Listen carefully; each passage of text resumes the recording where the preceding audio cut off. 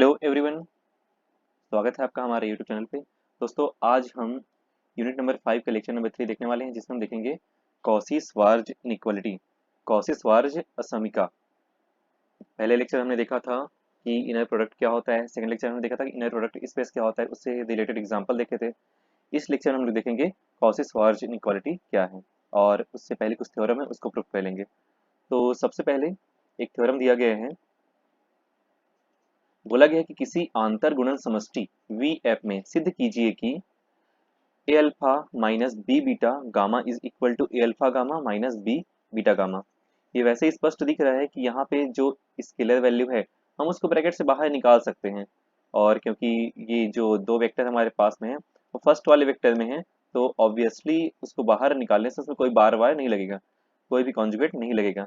लेकिन अगर इसमें जब हमारे पास में कोई एलिमेंट रहेंगे सेकेंड वाले वेक्टर में, ये अल्फा ए बीटा होता, और यहाँ से जब बाहर निकालते तो क्या होता, ए क्लोज कॉन्जुगेट अल्फा बीटा होता। ठीक है, अगर यहाँ से देखा जाए तो ए अल्फा बीटा हो जाता है, तो ऑब्वियसली दिख रहा है वैसे ही होगा। लेकिन हम लोग को इसको प्रूफ करना होगा कि कैसे हम अगर इस वाले वेक्टर से निकालते हैं बाहर तो उसमें कॉन्जुगेट नहीं लगता है, लेकिन इसमें से बाहर निकालते हैं स्केलर को तो कॉन्जुगेट लगता है। कॉन्जुगेट लगने का मतलब यही है कि किसी भी कॉम्प्लेक्स नंबर में अगर कॉन्जुगेट लगाते हैं तो उसमें जो इमेजिनरी पार्ट रहता है वो उसका जो साइन है वो चेंज हो जाता है। अगर पॉजिटिव निगेटिव हो जाएगा, निगेटिव है तो पॉजिटिव हो जाएगा। जैसे यहाँ पे z equal to x plus i y है, जेड वाई लगने पर x माइनस आई वाई हो जाता है। ठीक है,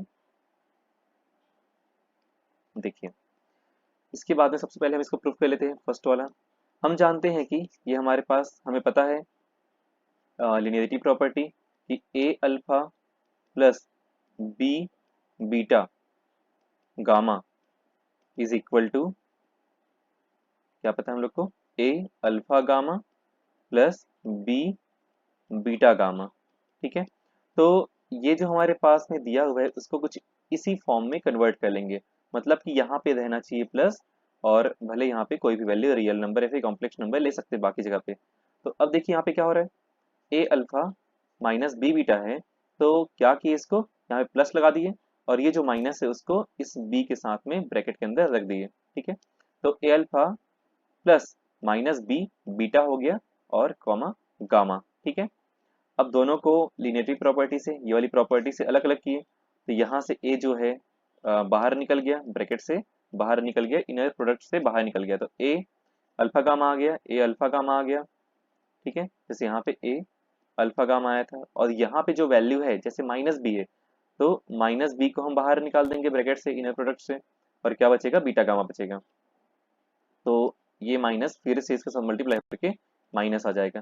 तो बस हमें यही प्रूफ करना था, बहुत छोटा सा प्रूफ है। A alpha minus b beta gamma is equal to a alpha gamma minus b beta gamma, यही हमें प्रूफ करना था, जो कि आ चुका है, a alpha gamma minus b beta gamma. अब देखिए सेकंड प्रूफ हमें प्रूफ करना है कि इसको जब बाहर निकालते हैं तो उसमें क्लोजर लग जाता है, कॉन्जुगेट लग जाता है। ठीक है, तो alpha a beta plus B gamma, तो देखिए अगर हम ये प्रॉपर्टी भी जानते हैं सिमेट्रिक प्रॉपर्टी, क्या होता है सिमेट्रिक प्रॉपर्टी में कि हमारे पास में अगर कोई भी वेक्टर है, ठीक है, अल्फा बीटा है, तो उसको उल्टा करने पर अगर उसमें कॉम्प्लेक्स नंबर होंगे तो उसमें बीटा अल्फा का कॉन्जुगेट लग जाता है, जिसको बोलते हैं कॉन्जुगेट सिमेट्री। और अगर वो कॉम्प्लेक्स नंबर में बिलोंग नहीं करता उसके एलिमेंट, तो क्या हो जाएगा, वो सिर्फ सिमेट्रिक प्रॉपर्टी हो जाएगी। ठीक है, अब देखिए यहाँ से आगे बढ़ते हैं, तो वही काम किया गया, अल्फा और ये पूरा का पूरा बीटा मान के चलते थे, इसको उल्टा कर दिए, ये बीटा को वैल्यू पहले लिख दिए, फिर अल्फा को बाद में लिख दिए। तो a alpha plus b beta को, बी गामा को, ए बीटा प्लस बी गामा को पहले लिख दिए और अल्फा को बाद में लिख दिए। ठीक है, अब क्या करेंगे, हम यहाँ पे ये जानते हैं लिनियरिटी प्रॉपर्टी से, जैसे हमने यहाँ पे यूज किया था वैसे ही इस प्रॉपर्टी से हम ए अल्फा गामा लिख देंगे, ए अल्फा गामा, तो यहाँ पे ए है तो बीटा और अल्फा आ जाएगा, ए बीटा अल्फा आ गया, और B plus B gamma alpha हो जाएगा। ठीक है, लिनियरिटी प्रॉपर्टी से, क्योंकि इसमें बोला गया है कि वी एफ क्या है, आंतर गुणन समष्टि है, तो आंतर गुणन समष्टि तीनों प्रॉपर्टी सेटिस्फाई करता है। कौन कौन सी प्रॉपर्टी आंतर गुणन समष्टि होने के लिए, तो पहली प्रॉपर्टी है लिनियरिटी की प्रॉपर्टी, लीनियर होना चाहिए। सेकेंड प्रॉपर्टी है सिमेट्रिसिटी या फिर कॉन्जुगेट सिमेट्री, सिमेट्रिक प्रॉपर्टी, और थर्ड प्रॉपर्टी क्या थी, नॉन निगेटिविटी, नॉन निगेटिविटी। तो ये तीनों प्रॉपर्टी का हम हर बार यूज करेंगे जब भी हम आंतरिक गुणन समष्टि लिखेंगे, इनर प्रोडक्ट स्पेस लिखेंगे तब। अब यहाँ पे देखिए, अब किसी भी दो कॉम्प्लेक्स नंबर में या फिर वेक्टर की बात करें, वेक्टर में भी दोनों को अलग अलग कर सकते हैं। मतलब कि अगर Z1 प्लस Z2 हो तो जो क्लोजर और जो उसका कॉन्जुगेट है उसको हम अलग अलग लगा सकते हैं, Z1 कॉन्जुगेट प्लस Z2 का कॉन्जुगेट, ऐसा हो जाएगा। तो वही चीज यहाँ पे अप्लाई हुआ है, पूरे में कॉन्जुगेट लगा हुआ था, ठीक है, पूरे में कॉन्जुगेट लगा हुआ था, उसको हटा करके पर्टिकुलर दोनों में लगा दिए, ठीक है। तो क्या हो गया, a beta alpha whole conjugate plus B gamma alpha whole conjugate. अब यहाँ पे एक चीज और जानते हैं कि अगर कोई दो कॉम्प्लेक्स नंबर हैं तो उसमें मल्टीप्लीकेशन में तो उसमें भी अलग अलग हो जाता है, पर्टिकुलर दोनों में कॉन्जुगेट लग जाते हैं इस प्रकार से। तो यहाँ पे वही चीज किया गया है, ये दोनों लाइन तो सेम है।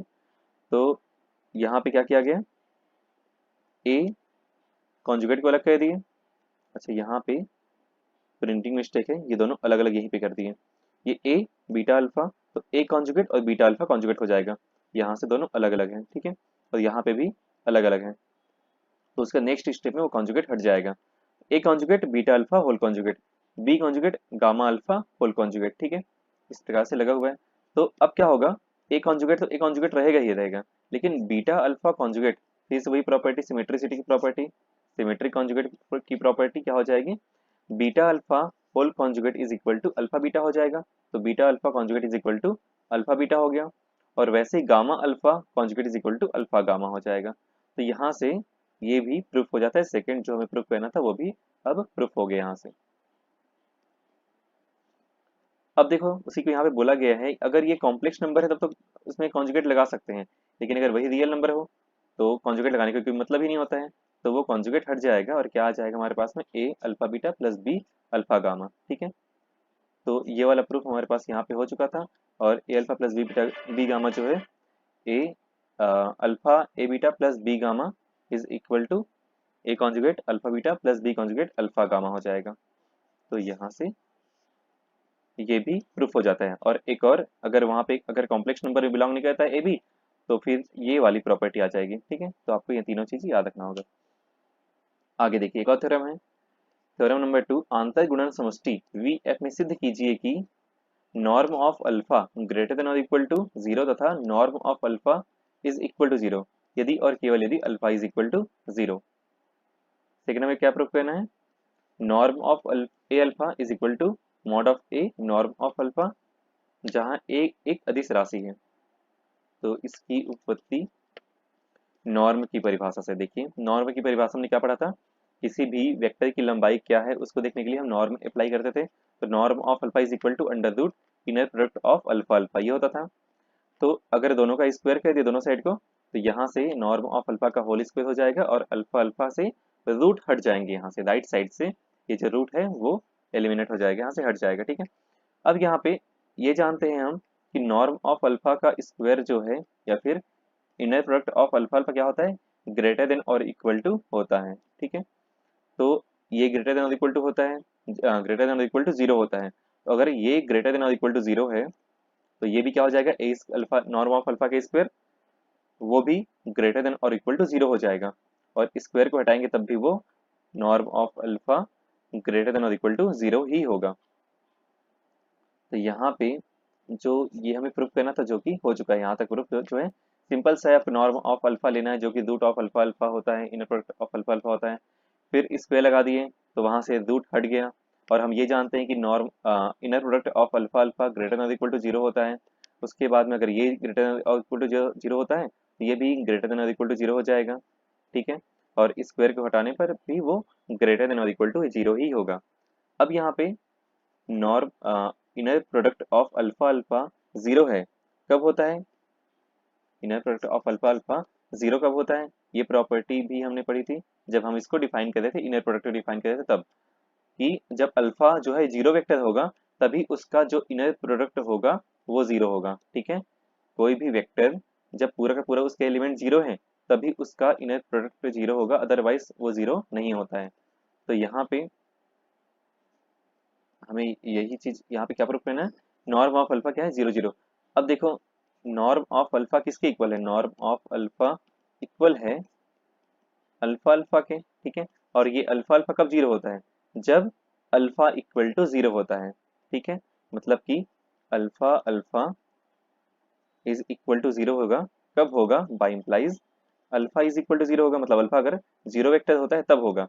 अब अगर इसी में रूट लगा दिया जाए तो कोई फर्क नहीं पड़ने वाला, अल्फा तब भी 0 होगा, ठीक है। तो इसमें रूट लगाएंगे तो किसके इक्वल हो जाएगा, नॉर्म ऑफ अल्फा स्क्वायर के इक्वल हो, ये नॉर्म ऑफ अल्फा स्क्वायर के इक्वल है, नॉर्म ऑफ अल्फा स्क्वायर के इक्वल है, जो कि 0 है, कब 0 है, जब अल्फा इज इक्वल टू 0 है।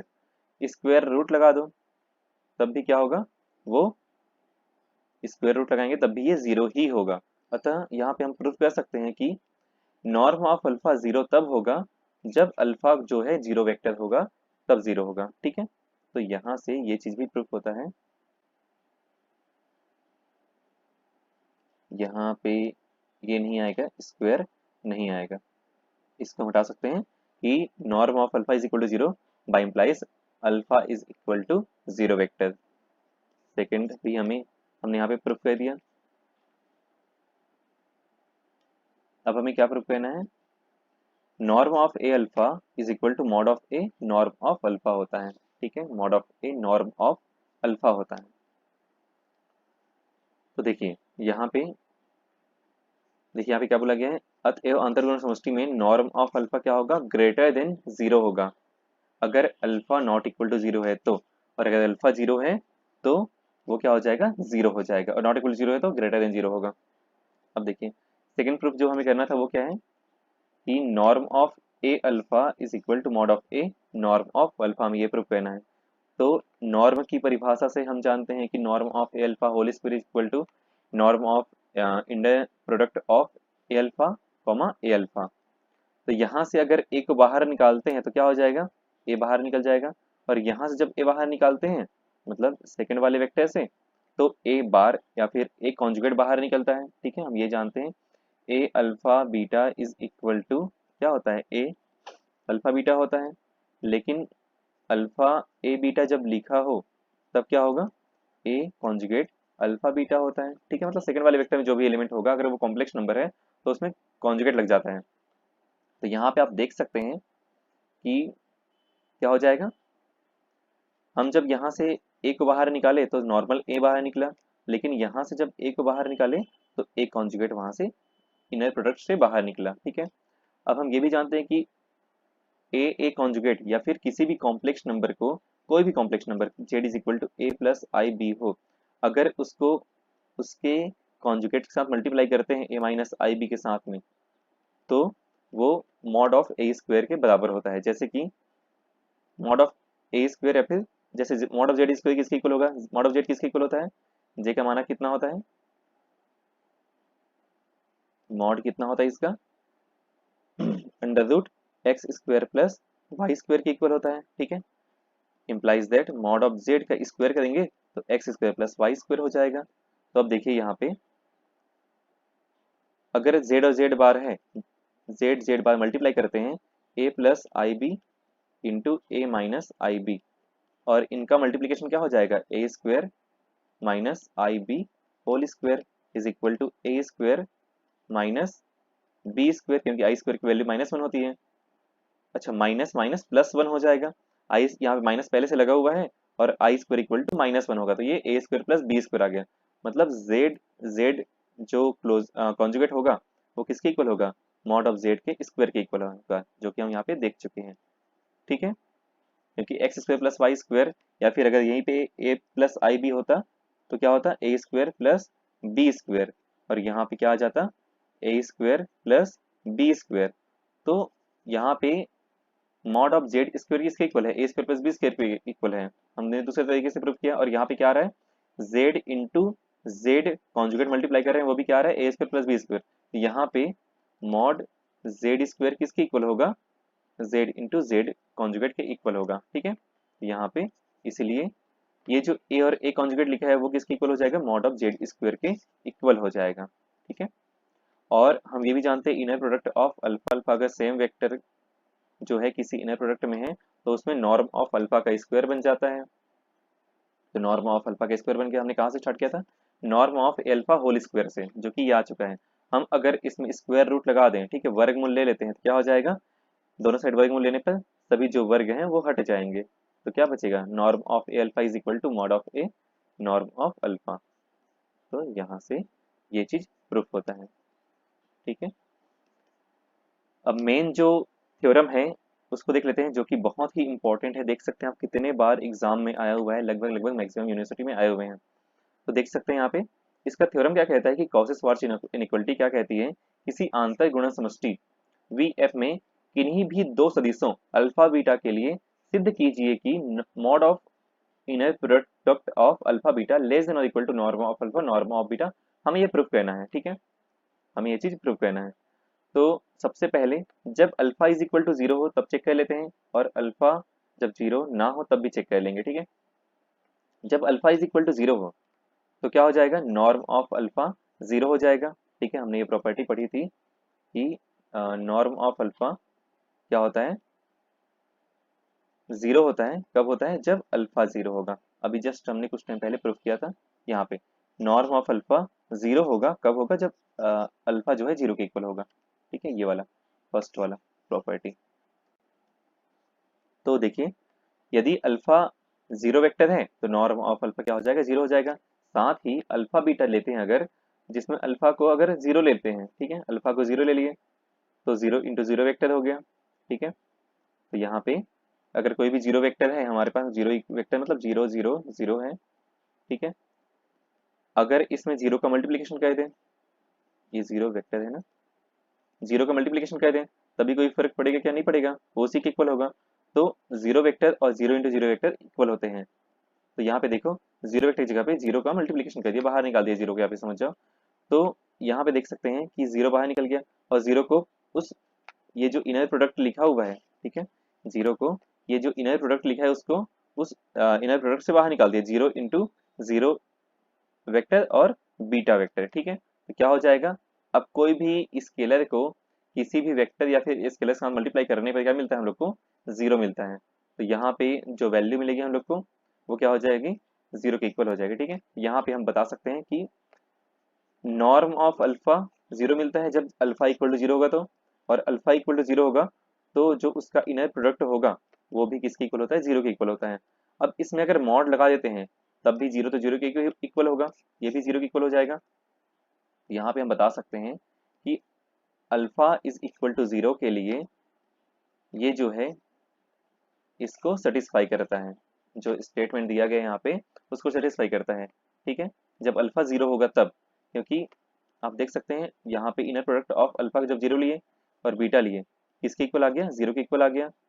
और यहाँ पे नॉर्म ऑफ अल्फा भी किसके इक्वल था, जीरो के इक्वल था। तो हमने ये फर्स्ट जो हमें प्रूफ करना था alpha is equal to zero के लिए, वो प्रूफ हो चुका है। ठीक है, क्योंकि यहाँ पे लेस देन और इक्वल टू बोला है, इक्वल होगा तब भी चलेगा, लेस देन होगा तब भी चलेगा, दोनों के लिए ये प्रॉपर्टी सेटिस्फाई करेगी। अब आते हैं, यदि, अच्छा उसी को बताया गया है, अल्फा इज इक्वल टू, अभी हमने क्या प्रूव किया, alpha beta mod of alpha beta क्या हो गया, जीरो के इक्वल हो गया। अब यदि alpha is equal to zero हो तो mod of alpha beta zero के इक्वल है, तथा norm of alpha norm of beta भी जीरो के इक्वल है, क्योंकि norm of alpha is equal to zero है। अतः असमीका mod of alpha beta less than और equal to norm of alpha norm of beta मान्य है, क्योंकि यहाँ पे लेस देन के साथ में इक्वल टू का भी साइन लगा हुआ है, तो ये दोनों एक दूसरे के इक्वल हैं। अब मान लेते हैं कि अगर अल्फा जीरो वेक्टर ना हो तब क्या होगा, जीरो वेक्टर ना हो तो उसको हम अच्छे से प्रूव कर लेते पहले। दो ही प्रॉपर्टी हो पॉसिबिलिटी हो सकती है, या तो जीरो वेक्टर होगा या तो जीरो वेक्टर नहीं होगा, कुछ एलिमेंट होंगे उसमें। तो अगर जीरो वेक्टर नहीं है तब नॉर्म ऑफ अल्फा हमेशा ग्रेटर देन जीरो होता है। ठीक है, अभी हमने देखा था अगर जीरो वेक्टर नहीं है, वो देखो यहाँ पे लिखा हुआ है जीरो वेक्टर नहीं है, तो नॉर्म ऑफ अल्फा क्या होगा, ग्रेटर देन जीरो होगा। तो देखो वही चीज यहाँ पे लिखा हुआ है, अगर जीरो वेक्टर नहीं है अल्फा इज इक्वल टू, तो नॉर्म ऑफ अल्फा जीरो के से बड़ा हो जाएगा। फलतः one upon norm of alpha के स्क्वायर एक धनात्मक धनात्मक वास्तविक संख्या होगी। ठीक है, one upon norm of alpha का स्क्वायर एक धनात्मक वास्तविक संख्या होगी, चाहे वहां पे कुछ भी वैल्यू रहे, 1/5 रहे चाहे 1/10 रहे, एक धनात्मक वास्तविक संख्या ही होगी। ठीक है, पॉजिटिव रियल नंबर होगा। अब देखिए, हम एक सदिश ले लेते हैं, मान लेते हैं कि गामा इज इक्वल टू, ठीक है, gamma is equal to beta minus beta alpha upon norm of alpha का स्क्वायर इंटू अल्फा। ये मान लिया गया है। गामा इज इक्वल टू क्या मान लिए, beta minus beta alpha upon norm of alpha का स्क्वायर इंटू अल्फा। अब यहाँ पे इसी जो यहाँ हमारे पास जो वेक्टर मिला हुआ है उसका हम लोग इनर प्रोडक्ट ले लेते हैं, ठीक है, इनर प्रोडक्ट ले लेते हैं तो क्या हो जाएगा, यहाँ पे gamma gamma inner product of gamma gamma, gamma किसके इक्वल है, beta minus beta alpha upon norm of alpha के स्क्वायर इंटू अल्फा।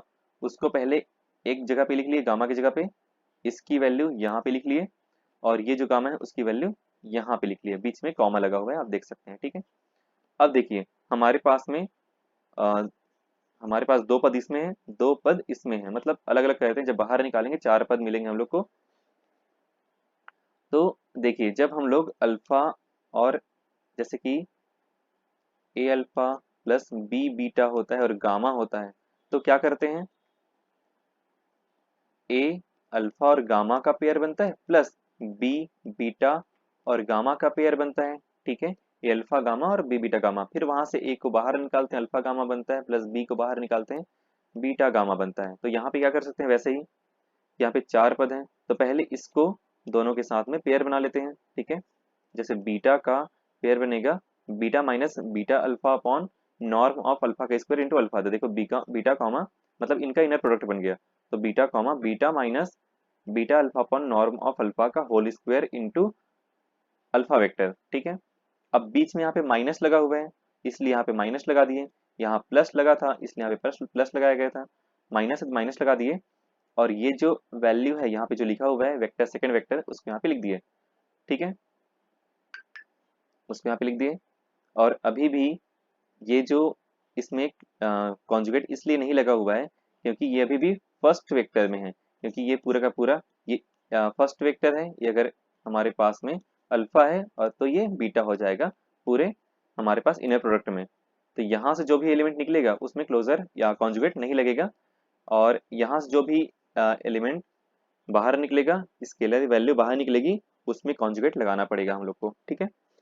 तो अब देखिए यहाँ पे कॉन्जुगेट नहीं लगेगा, तो beta alpha upon norm of alpha का स्क्वायर, और यहाँ पे जो अल्फा था वो इनर प्रोडक्ट के अंदर चले गया, ठीक है, ये जो अल्फा है वो वही अल्फा है, ठीक है। या फिर आप साथ में इस वैल्यू को अंदर में भी लिख सकते थे, बाद में उसको बाहर निकाल सकते थे, आपके ऊपर डिपेंड करता है, आप पहले ही बाहर निकाल दो या फिर आप बाद में उसको इस इनर प्रोडक्ट से बाहर निकाल सकते थे। तो यहाँ पे इस इनर प्रोडक्ट से इसको बाहर निकालिए।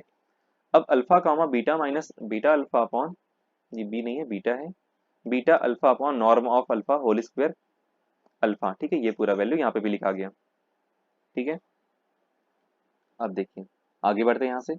अब यहाँ पे क्या कर सकते हैं कि फिर से इसको अलग अलग कर दिए, मतलब बीटा कॉमा बीटा मतलब एक इनर प्रोडक्ट यहाँ पे बन जाएगा, एक मिनट, बीटा कॉमा बीटा का, फिर बीच माइनस लगा हुआ है तो माइनस लगा देंगे, ठीक है, और यहाँ पे क्या हो जाएगा बीटा कॉमा ये पूरा का पूरा सेकंड वेक्टर, तो beta alpha upon norm of alpha का स्क्वायर और अल्फा, ठीक है, ये बन जाएगा।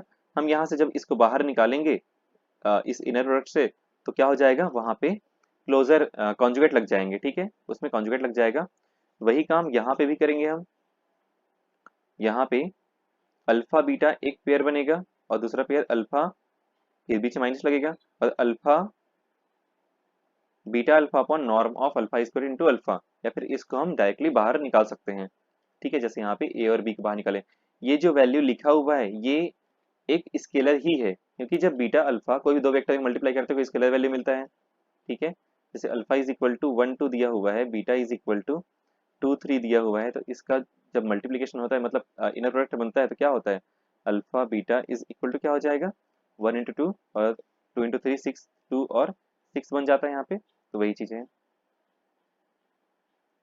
2 प्लस 6 हो जाता है, तो वहाँ पे एक स्केलर वैल्यू हम लोग को मिलता है, ठीक है, 1 into 2 2 plus 6 is equal to 8 मिलता है। तो यहाँ पे भी कुछ ना कुछ अगर हमारे पास वेक्टर दिया रहता तो हम उसको डायरेक्टली उसका वैल्यू निकाल करके सॉल्व कर सकते थे, लेकिन यहाँ पे वेक्टर नहीं दिया है तो हमको उसको पहले अभी इस वेक्टर के फॉर्म में ही बाहर निकालना पड़ेगा, लेकिन उसमें कॉन्जुगेट लग जाएगा। अब देखिए क्या किया गया, यहाँ से जब इन दोनों का पेयर बना लिए पहले, तो बीटा बीटा आ गया हमारे पास में, बीटा बीटा आ गया। और उसके बाद में जैसे कि अल्फा ए बीटा होता है, तो जब इसको हम बाहर निकालेंगे, ठीक है, तो क्या हो जाएगा, ए कॉन्जुगेट अल्फा बीटा हो जाएगा। तो वही चीज यहाँ पे बीटा और इसका पूरे का पेयर बनता है माइनस के साथ में, तो minus beta alpha upon norm of alpha का होल स्क्वायर में क्लोजर लगा दिया देखो, beta alpha upon norm of alpha के होल स्क्वायर में क्लोजर लगा दिए, और क्या बच गया, बीटा अल्फा बच गया। बीटा अल्फा कहाँ से आया, ये वाला बीटा और ये अल्फा, और ये जो उसका स्केलर वैल्यू था उसको हमने बाहर निकाल दिया उस इनर प्रोडक्ट से। सेम वही चीज यहाँ पे होगी। यहाँ पे आप देख सकते हैं पहले से ही बीटा अल्फा और नॉर्मल अल्फा का स्क्वायर लिखा हुआ है, तो एक पेयर तो ये बनेगा अल्फा बीटा का, और दूसरा पेयर अल्फा इंटू ये पूरे का पेयर बनेगा, जिससे इसमें भी हम इसको बाहर निकाल देंगे, तो ये माइनस और ये माइनस मल्टीप्लाई होकर के प्लस हो जाएगा। आगे देखो, यहाँ पे तो ये पहले से लिखा हुआ था बीटा अल्फा पर नॉर्मल अल्फा का स्क्वायर, और अल्फा बीटा कैसे बना, अल्फा बीटा बन गया ये वाला अल्फा ये वाला बीटा, ठीक है, इसका पेयर बन गया। और उसके बाद में beta alpha upon norm of alpha के स्क्वायर पहले से लिखा हुआ था ये, हम इसको जब बाहर निकालेंगे क्या हो जाएगा, उसमें कॉन्जुगेट लग जाएगा, ठीक है, और ये माइनस मल्टीप्लाई होकर प्लस हो जाएगा। तो देखो यहाँ पे ये प्लस हो गया और ये इसमें कॉन्जुगेट लग गया, ठीक है। और अल्फा अल्फा का इनर प्रोडक्ट, क्योंकि यहाँ पे अल्फा लिखा है और ये अल्फा का इनर प्रोडक्ट हो जाएगा। अब देखिए इसके बाद किसी भी इनर प्रोडक्ट में सेम सेम अगर वेक्टर हैं तो उसका नॉर्म ऑफ बीटा का स्क्वायर हो जाता है, ठीक है। अगर अल्फा अल्फा लिखा रहता तो नॉर्म ऑफ अल्फा का स्क्वायर होता है, वैसे यहाँ पे बीटा बीटा लिखा हुआ है तो नॉर्म ऑफ बीटा का स्क्वायर हो जाएगा। यहाँ पे देख सकते हैं कि ये जो वैल्यू इसको हमने एज इट इज लिख दिया, beta alpha whole conjugate upon norm of alpha का स्क्वायर और बीटा अल्फा। इसके बाद में beta alpha is equal to जानते हैं हम कि सिमेट्रिक प्रॉपर्टी से alpha beta is equal to क्या हो जाता है, बीटा अल्फा का कॉन्जुगेट। तो बीटा अल्फा लिखा हुआ है तो उसको उलटने पर क्या हो जाएगा, अल्फा बीटा का कॉन्जुगेट हो जाएगा। तो अल्फा बीटा अल्फा की जगह पे अल्फा बीटा का कॉन्जुगेट लिख दिया यहाँ पे अपन नॉर्म ऑफ अल्फा का स्क्वायर और अल्फा बीटा। अब यहाँ पे भी आप देख सकते हैं कि beta alpha conjugate beta alpha conjugate, और क्या हो जाएगा, norm of alpha square norm of alpha square, जो उन दोनों के पास पहले से ही मल्टीप्लिकेशन में था। और यहाँ पे अल्फा अल्फा को नॉर्म ऑफ अल्फा का स्क्वायर लिख दे, जिससे ये कट जाएगा, ठीक है। यहाँ पे देख सकते हैं कि ये वाला और ये वाला जो पार्ट है, एक मिनट, हाँ, जब हमने इसको और इसको काट दिया, नॉर्म ऑफ अल्फा के स्क्वायर नॉर्म ऑफ अल्फा के स्क्वायर कट गया, तो क्या बचा हमारे पास में, beta alpha conjugate upon beta alpha upon norm of alpha, beta alpha conjugate beta alpha upon norm of alpha. और यहाँ पे भी देख सकते हैं आप beta alpha conjugate beta alpha upon norm of alpha, दोनों सेम है, बस ये निगेटिव है और ये पॉजिटिव है, तो ये और ये कट जाएगा, ठीक है, ये दोनों कट जाएंगे। तो क्या बचेगा हमारे पास में, ये वाला पार्ट बच जाएगा और ये वाला पार्ट बच जाएगा, ठीक है। यहाँ से जब अल्फा अल्फा ये दोनों को कटा दिए तो ये वैल्यू और ये वैल्यू सेम है, तो एक निगेटिव और दूसरा पॉजिटिव होने की वजह से दोनों कट गया, बचा क्या हमारे पास में, बीटा का स्क्वायर बच गया। यहाँ पे alpha beta conjugate alpha beta पर नॉर्म ऑफ अल्फा का स्क्वायर आ गया। अब देखिए z इंटू जेड कॉन्जुगेट लगाने पर मॉड ऑफ जेड का स्क्वायर बनता है, तो वैसे ही अल्फा बीटा कॉन्जुगेट लगाने पर मॉड ऑफ अल्फा बीटा का स्क्वायर बन गया। और यहाँ पे क्या था, गामा गामा था, हमने गामा गामा से स्टार्ट किया था, हमने गामा इसको सपोज करके चला था। तो गामा गामा मतलब कि सेम वेक्टर है और वो हमेशा क्या होगा, ग्रेटर देन और इक्वल टू होगा, जो उसका स्क्वायर होगा वो ग्रेटर देन और इक्वल टू होगा, ठीक है, ये वाला। ये हम जानते हैं पहले से ही कि किसी भी वेक्टर का इनर प्रोडक्ट उसी वेक्टर के साथ करने पर वो हमेशा ग्रेटर देन और इक्वल टू मिलता है और इक्वल टू जीरो मिलता है। तो norm of gamma whole square भी ग्रेटर देन और इक्वल टू जीरो होगा, और ये किसके इक्वल है, नॉर्म ऑफ गामा के स्क्वायर के इक्वल है, क्योंकि यहाँ पे गामा गामा हमने लिया था वो किसके इक्वल हो गया, नॉर्म ऑफ गामा का होल स्क्वायर के इक्वल हो गया। तो ये जो वैल्यू है इसके इक्वल है हमारे पास अभी हमने जो निकाला, norm of beta square minus mod of alpha beta whole square upon norm of alpha का स्क्वायर, ये हो जाएगा। अगर gamma of norm of gamma whole square greater than equal to 0 है तो इसी जगह पे हम इस पूरे वैल्यू को पुट कर देंगे, ठीक है। जब इस जगह पे इस पूरे वैल्यू को पुट करेंगे तो क्या हो जाएगा, बीटा स्क्वायर आ गया minus mod of alpha beta whole square आ गया अपॉन नॉर्म ऑफ अल्फा का स्क्वायर आ गया, ठीक है। इस जगह पे हमने इस वाले वैल्यू को पुट कर दिया जो कि ग्रेटर देन इक्वल टू आ गया। अब क्या होगा, ये जो नॉर्म ऑफ अल्फा का स्क्वायर है उसको क्रॉस मल्टीप्लिकेशन कर लेंगे या फिर पूरे इक्वेशन में नॉर्म ऑफ अल्फा का मल्टीप्लिकेशन कर देंगे। यहाँ पे भी हो जाएगा मल्टीप्लिकेशन, नॉर्म ऑफ अल्फा का स्क्वायर का मल्टीप्लिकेशन यहाँ पे हो जाएगा और जीरो के साथ भी नॉर्म ऑफ अल्फा का स्क्वायर का मल्टीप्लिकेशन हो गया। तो यहाँ से तो नॉर्म ऑफ अल्फा का स्क्वायर का मल्टीप्लिकेशन होने की वजह से कट गया, यहाँ पे norm of alpha norm of beta का स्क्वायर आ गया और यहाँ पे जीरो में मल्टीप्लाई करेंगे नॉर्म ऑफ अल्फा को स्क्वायर को तो जीरो ही रहेगा।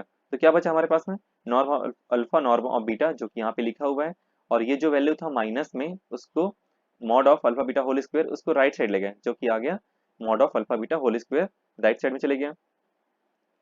अब देखिए हमारे पास क्या बचा, अब देख सकते हैं ये जो वैल्यू है स्क्वायर रूट अगर लगा देते हैं, ठीक है, स्क्वायर रूट लगाएंगे तो क्या हो जाएगा हमारे पास में, norm of alpha norm of beta is greater than equal to mod of alpha beta, ये हो जाएगा। अब इसको लेफ्ट साइड लिख दिए mod of alpha beta less than equal to norm of alpha norm of beta, ठीक है। यही हमारी स्वार्ज असमीका है। स्वार्ज असमीका का गणित की विभिन्न शाखाओं में बहुत अनुप्रयोग होता है, ठीक है। तो देखिए कहाँ से स्टार्ट किए थे हम लोग, स्वार्ज इनइक्वालिटी प्रॉपर्टी याद रखना, ये जो इसका प्रूफ है उसको याद रखना स्टेटमेंट को। इस अंतर्गुण समष्टि वीएफ में किन्हीं दो समस्या सदिशों अल्फा बीटा के लिए क्या हो जाएगा, mod of alpha beta less than equal to norm of alpha norm of beta होगा। ये हमें प्रूफ करना था, हमने सबसे पहले मान के चला कि अल्फा जो है अल्फा वेक्टर जीरो वेक्टर लिए, तब क्या हुआ दोनों इक्वल, ये जो दिया गया था स्टेटमेंट वो मान्य है। अब आगे बढ़ते हैं, जब जीरो नहीं होगा तब क्या होगा, तब उसके लिए हमने सपोज किया gamma is equal to beta minus beta alpha upon norm of alpha का स्क्वायर इंटू अल्फा। अब इसका इनर प्रोडक्ट निकाल करके जो हमारी प्रॉपर्टी है उन सब में अप्लाई करके हमने क्या ला लिया, नॉर्म ऑफ गामा का square is equal to beta square minus mod of alpha beta whole square upon norm of alpha, ये ला लिया। और हम ये जानते हैं किसी भी वेक्टर के नॉर्म का square greater than equal to 0 होता है ना। तो यहाँ पे क्या हो जाएगा, इस जगह पे हमने इस वाले वैल्यू को रख दिया, ये वाले वैल्यू को हमने यहाँ पे पुट कर दिया। जब यहाँ पे हमने पुट किया तो ये भी पूरा का पूरा ग्रेटर देन इक्वल टू 0 हो गया। फिर यहाँ से हमने इसका मल्टीप्लिकेशन कर लिया इधर और इधर, तो क्या बच गया हमारे पास में, norm of alpha norm of beta whole square और यहाँ पे मॉड ऑफ अल्फा बीटा का स्क्वायर आ जाएगा। अब इसको हमने पक्षांतर कर दिया और स्क्वायर रूट लगा दिया। तो यहाँ से हमारे पास में जो कॉसी श्वार्ज़ असमीका था वो प्रूफ होता है, ठीक है। तो फ्रेंड्स आज के लिए बस इतना ही। अगर आपको वीडियो अच्छी लगी हो तो लाइक जरूर कीजिएगा। अगर कोई डाउट हो तो आप कमेंट बॉक्स में पूछ सकते हैं और अगर आप इस चैनल पे नए हैं तो चैनल को सब्सक्राइब कर लीजिएगा। मिलते हैं नेक्स्ट वीडियो पे, तब तक के लिए thank you so much, good bye.